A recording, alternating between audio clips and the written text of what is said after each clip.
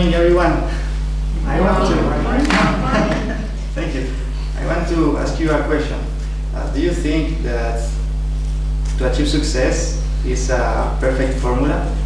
Is there a structure that brings people to the correct place? Like, to be a good leader, is there a magic instruction? No, right?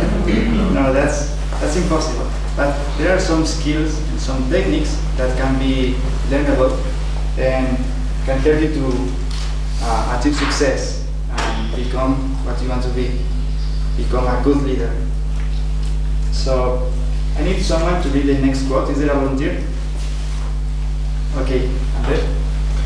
The real job of a leader is not about being in charge. It's about taking care of those in our charge. Yeah, exactly. The real job of a leader is not about being in charge, it's about taking care of those in your charge. So, I want to talk about some qualities that a good leader needs to take care of people, of his people in charge. Good leaders, for example, delegate with his people, and they don't do everything, or they don't try to do everything by themselves. And so they are responsible, and they know their own mistakes. They don't blame others when things go wrong. And when things go wrong, they are positive and they look for what they can learn, and they put lessons so they can get better. Also, good leaders accept every idea from everyone, and they make sure that everyone feels heard and feels like they are contributing. Okay, these are great qualities about a good leader, but I want to share with you a great discovery about a great leader. And it is that, it is that great leaders are good teachers. Do you know what these people have in common? No? No. Carol, what do you think people have in common? Maybe they delegated. Yeah, they delegated. They are great leaders, right? They are great leaders from history that we all know. Well, if you don't know him, he's Alexander the Great, and he is Steve Jobs. So one another thing that they have in common is that they had mentors. They had someone to teach them and help them to grow. And some of the great leaders could seem that they are self-taught, but the reality is that most of the great leaders in history actually had someone to work with them and help them become who they are. And a great mentor is capable to accelerate learning, to help avoid mistakes, and also to look at a new point of view or perspective.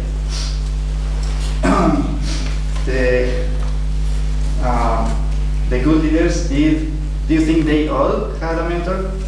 Because they actually, not all of them, but most of them had a mentor. Almost the 70 to 80% of the great mentors in history had a mentor or someone from they learned to. This is true in the great executives in the business world and in politics and history. And great leader is a good teacher, and has always been a good teacher. This is the topic of my speech today. So, what do we do when a good leader empowers his people but doesn't mentor them or doesn't teach them accurately? That's something that is wrong, and if I am in a group and my leader doesn't help me to achieve the goals of the company, I could fail, and I will feel disappointed, and I will feel that there is no way to improve.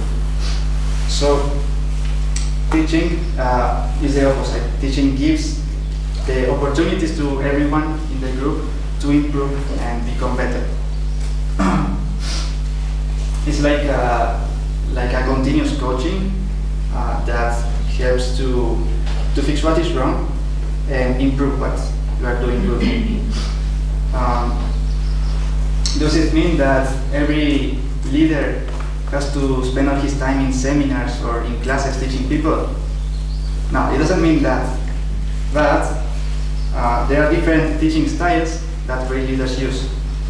For example, the hands-on method.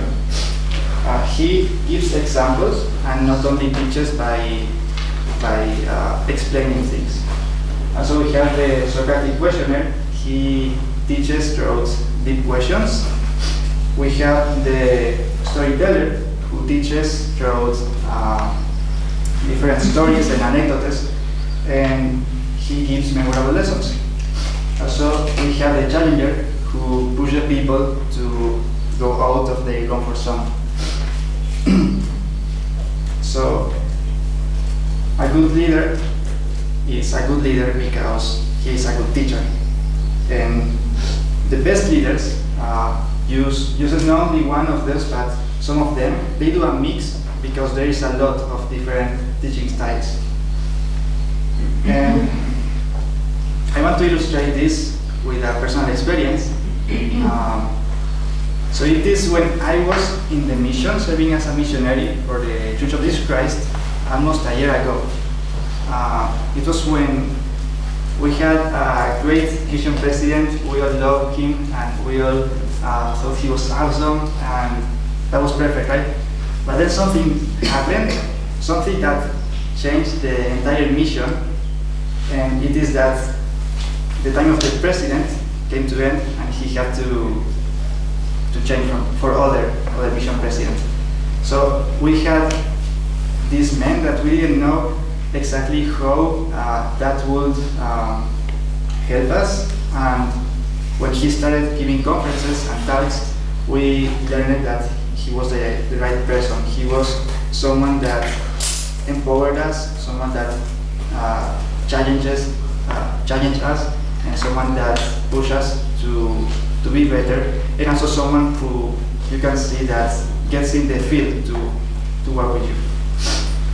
Also, this is a graphic because I know 70% of the people in the audience are visual learners. That means that people learn better when they see something visual.